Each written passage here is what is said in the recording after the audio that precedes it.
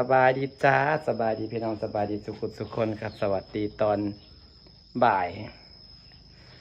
ตอนบ่ายพี่น้อง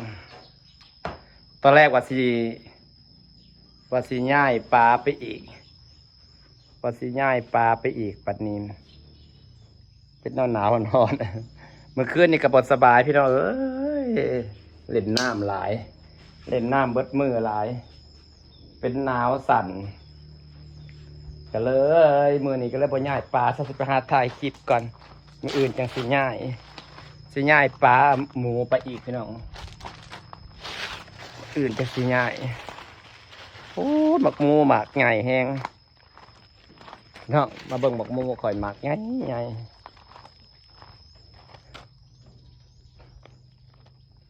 ปลาได้รอยเสียอยู่ปลาได้หลายสิไปเล่นน้ำอัมมาลาก่อนมาวงมาสิไปหาถ่ายคลิปก่อนเด้อพี่น้องเด้อมื่อนี้บ่ได้อยู่เรือนหญ้าหลายพาเบิ่งหมักหมูหมักใหญ่เกิดในหินกับหมักใหญ่หมักหมูนะน่ะหมักพวกใหญ่นี่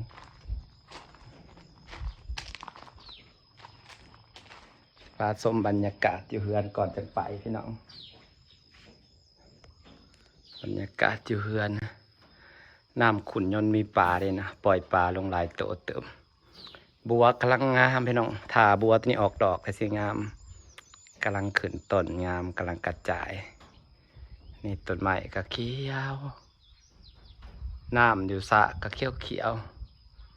ฝนบ่ตกนะพี่น้องเอ้ยน้ำนะบ่ขึ้นจักเทื่อดีกว่ายังแอดแลดอีกเลยซ้ำเก้าเลยเห็นบอลอันนั้นนะเห็นบ่ท่อนั่นอีกแล้วน้ำนะบกลงอีกแล้วฝนมันตกพอกระเทินอยากให้น้ำเต็มสระไวๆเด้ต้นปลาน้ำมันหน่อยฝนมาเบิ่งหมกมูข่อยพี่น้องมาในต้นอันนี้นะพี่น้องงามยังขึ้นเต็มนะขึ้นเต็มกระถางนะงามขะกะลินลงเบี้ยงามขะกะลินน้ำกับบจักสิเปิดลงขึ้นบจักสิเปิดลงน้องอยากให้น้ำน้องมีน้องหลาย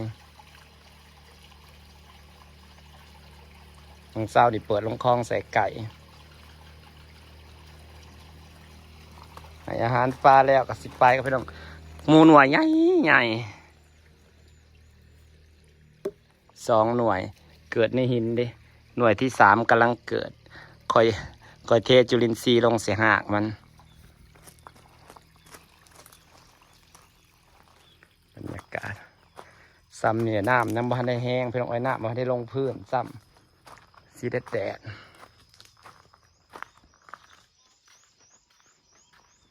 ไปหาอัมมาลาก็ไปหาเล็ดอัมมาลาไปหาถ่ายคลิปกับพี่น้องบรรยากาศคลองใส่ไก่ก็เปิดลงแล้วของเสาร์นี้เปิดน้ำคลองลงแล้วเปิดให้มันไหลลงมานี่น้ำก็คือใสป่ะมันสิไหลลงมาพี่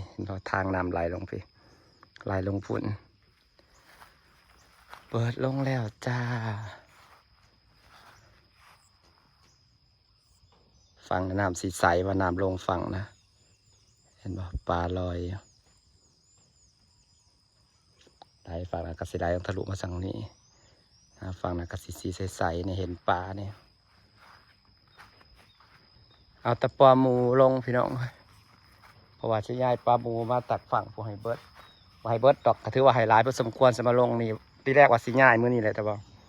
นั่งบ่อยากลุยน้ำนั่งเป็นแบบคือสิบ่สบาย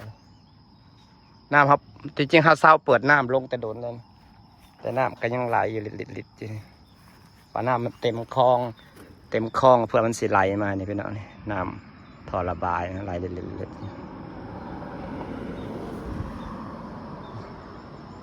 คลองใส่ไก่นะสิประมาณนี้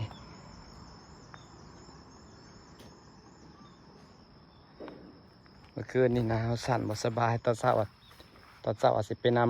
ำกระเจ้ามาทางใหญ่อันนี้หายกับมืออื่นเท่าไหร่นี่พี่ใหญ่อย่าลงเด้อแต่สาวแนวโรยมาโรย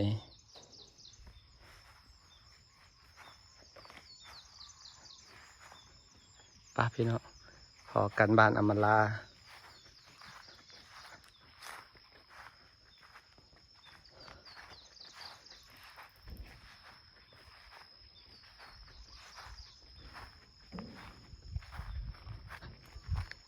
บรรยากาศกูกำลังสิมือแต่พอในมือจะเคลื่อนดอกได้ปะสวัสดีจ้าเย้ได้รหัสฟินแล้ว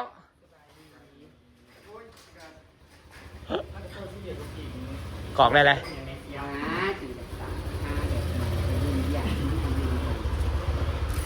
ได้รหัสฟินเนี่ยจะต้องลูกก่อนหมูแซดไปถามข้าเจ้ายังบ่เห็นเขาบ่ไปเดือนหนึ่งเลยเนาะพอยากเรามาฮอดใครเขาฉี่ขันรถแล้วเขาก็กรอกอีกแล้วบ่แล้วบ่จะมาส่งออกจากเวอร์ชันคือโมโหยังโมโหอยู่ปลายทางโมอยู่ปลายทางว่าคือซองมามันบริบอกมันบริส่งอีเมลบอกซองมาแล้วมาหับซองก็แกะซองบังรหัสแล้วก็กรอกเข่าสักนั่นเองค่ะมันบริมีอีเมลบอกกับค่ะพอโดนอยู่ละอยู่ไทยนะเดือนปลาย2 เดือนคันบ่เห็นกาดจักเถื่อเฮ้ย4 เถื่อบอกคันบ่เห็นนะว่า4 เถื่อก็นี่การสะสมเงินไปได้นั่นแหละมันจะได้เงินก้อน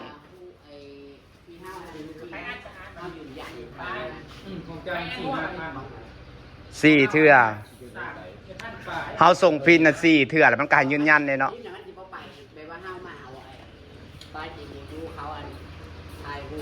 ก็ตัวนี้มันเป็นรูปอย่างคือตัวขึ้นข้าวแต่ละตัวที่จะกรอกส่ง4 เถื่อก่อนเนาะส่ง4 เถื่อก่อนจะได้ยืนยันกูกัน4 เดือน4 เดือนก็ได้ก้อนใหญ่ก็ไ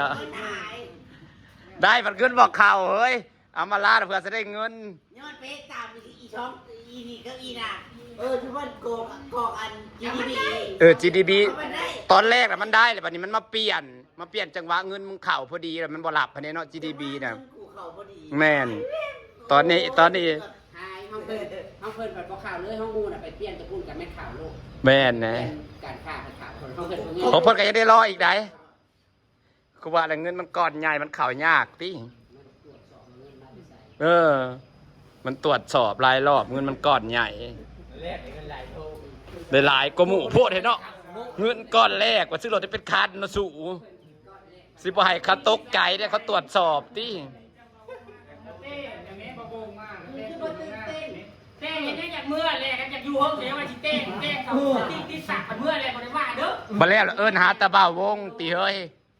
แต่ละมื้อจะเห็นคลิปหาตะบ่าววงสิอยู่จักเดือนมื้อนี้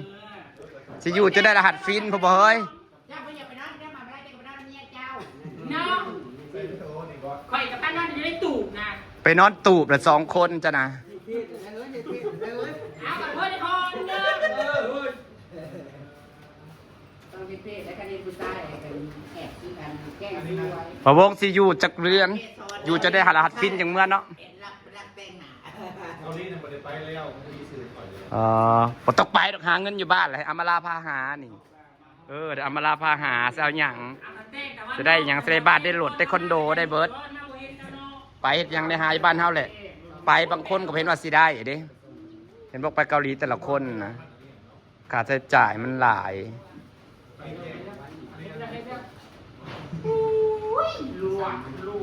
เขาได้เดือนเกาหลีก็ได้4-5 หมื่นได้เนาะ40,000นะเฮ้ย40,000นะค่าใช้จ่ายนะบ้านเฮา40,000เนี่ยบริหารบ่เป็นยังบ่ได้พอใช้เด้อ2 ล้านบอลได้เท่าไหร่2 ล้านบอล10,000 วอนกับ200 กว่าบาท100,000 วอนกับ 2,000 ล้านวอนกับ 20,000 กว่า2 ล้านกับ 40,000 ปลาย 40,000 ปลายประมาณบ่ฮอด 50,000 ซ้ำปัดไปต่างถิ่นต่างแดนเนาะเงิน 4-5 หมื่นใครที่เขาเฮ็ดแต่งงานครับบ่ได้ใช้เนาะมีแต่เก็บบัดมาบ้านเฮาจังใช้เพื่อหักขาดแท็กขาดยังออกไปอีกกะโหคำบ่หนักแน่นอีหลีก็บ่ได้เด้อพวกเขาไปคู่ผัวเมียน่ะเขาได้อยู่ดอกเนาะแต่ว่ามือดับนาจะตอบเครื่องสัตว์บริมีเครื่องแต่กระเป๋าผู้หญิงเขากระบี่เกิดเอามาลาดำนาเลยเอามาลาดำนาเลย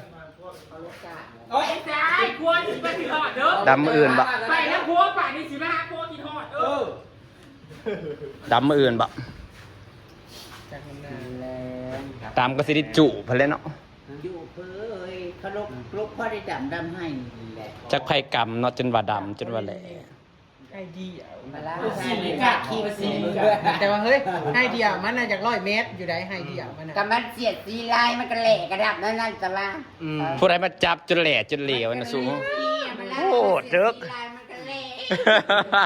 ก โอ้ยแหล่บ่พ่อเหลวพร้อมแสดงว่ากรรมแล้วกรรมอีกนี่นะ เอ้ยแต่มันยังใหม่มันก็ถ้าได้ใส่งานมันก็สิพุ่งตุ้มนั่นค่ะ สมมื้อนี่แหล่แล้วใส่งานหลาย แหลกแต่ว่า แต่มีผัวที่จักว่าจักจานะ โย เห็นว่าเว้ากับเก๊กใจผู้โสดอยู่ข้างๆแม่น่ะนะ เบิ้งหน้าก่อนจะเบิ้งหน้าเลยไม่ ว่าอย่างนี้ละกัน โอ้ยอ้าวคือดีกับจริงคือกันเลยนะยังไม่ได้ดูเราแล้วหน้ามันแล้วจอมใจอยู่นั่นเอาเขาว่าเป็นบอกกาแต่ว่าอยู่ดีเด็กยังสีเมื่อน้ำแล้วสีเมื่อเอาซุปแต่ยังว่าบอกกาจอม สมาดำนาอยู่บางทาบางทองบ่ เจ๊เอ็ดได้บ่ได้บอกว่ามาบ่ได้บอกเอาเฮ็ดมาให้กินเนาะ เกิด ไปส้มไปอยู่วันนี้ ได้ยังมากินน่ะคนบางตาบางทองนะได้ยังมาฝาก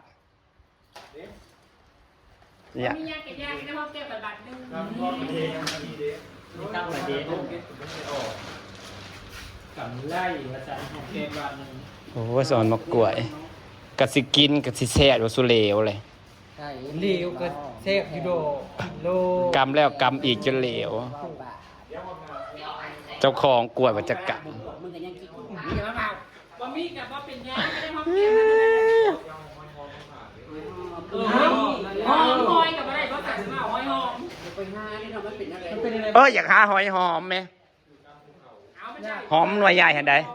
เคยกิน ขัดต้นหน่วยใหญ่นะอยากเคยบ่ขัดต้นไส้ใหญ่ขึ้นสมหอยเดือนน่ะอยากขัดต้นนี้น้อยน่ะบ่อยาก มันมีหน่วยใหญ่ได ซื้อมาน่ะแซ่บเนาะ ตัวใหญ่นะแซ่บหน่วยใหญ่ๆนะ เอาเบสไปเว้ย โอ้ยพาไปหานี่หาได้ใดเขาหาได้ใด มันอยู่ใน อา แถ หารต้องการันตีต้องว่ามันมีบ่ติ มันต้องไงเนี่ยก็จะเอาไปก่อน ดันโดนไปเพราะว่าบ่มีเจ้า โอ้ยหม้อเขาไม่หา ไปเบิ่งเด้อมันหาได้สิพาไปดอกก็ยังอยากไปอยู่ไปเบิ่งวิว หาหัวเรื่อยแก หม้อที่หาผู้ใหญ่ ตาม เลย โคนตามไป คน มา โต๊ะคนโต๊ะ โต๊ะ คน มัน โต๊ะ ตา ค ย นแรง พระโต๊ะนอกกับพื้น แมง เขาไปใต้อ่ะบ่ ไม่เรือก็แต่พระโต๊ะหน่อย คุยกับการส่งหากินคนที่โต๊ะตอนกลางคืนนะครับเป็นตอนสั่งงานไม่สนองมาสิตายตามมัน อ๋อการว่าใต้มันก็เพราะว่าหาอยู่ดอก ใช่ เนาะ เรื่อยเลย หอยเนื้อกับเป็นพระโต๊ะนอกลาย หอยเดือบัดยามคุดเด้อจังหาได้ยามนี่หามันบ่ซ้ำหนึงบ่ได้เดี๋ยวก็บ่ได้ป่าเฮ็ด มีน้ำหาเห็ดตลอด เนี่ย ทำอยู่ที่ว่า บรรยากาศโอเคครับครบที่นะสิฝากบรรยากาศไว้สักนี้แหละจ้า ได้เลยมันเป็นบอกนะรหัสฟินเนี่ยจะต้องลูกก่อนหมู่นะคะรหัสฟินได้จากเมื่อเด้อ